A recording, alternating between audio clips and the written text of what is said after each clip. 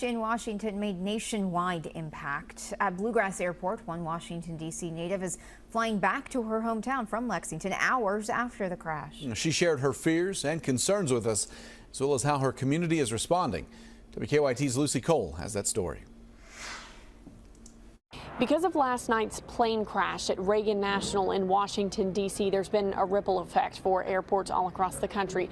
Bluegrass Airport was impacted as well. A 6:10 a.m. flight from Lexington to Reagan National was canceled Thursday morning. Amy Villela is trying to get back home to D.C. She's flying into Dulles International Airport. I got calls from people making sure that I was not on that plane, and making sure that I was going to be able to get home. The canceled Lexington flight is one of hundreds following the crash. FlightAware.com lists over 500 cancellations at DCA just today. Villela admitted she had some reservations ahead of her flight, spending all night checking the news to keep up with her hometown. She lives 20 minutes from Reagan National. That is the airport right next to me. My husband works really close to that. I'm nervous about flying this morning. I'm flying American Airlines in the same type of plane.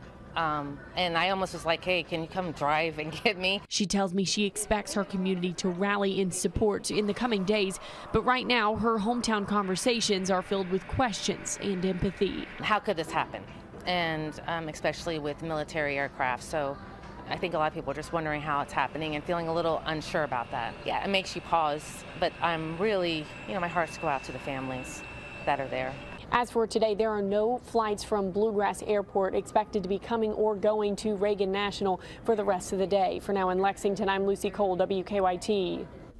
And Amy shared with us that she was never supposed to fly into Reagan National today, but that usually is the airport she travels from.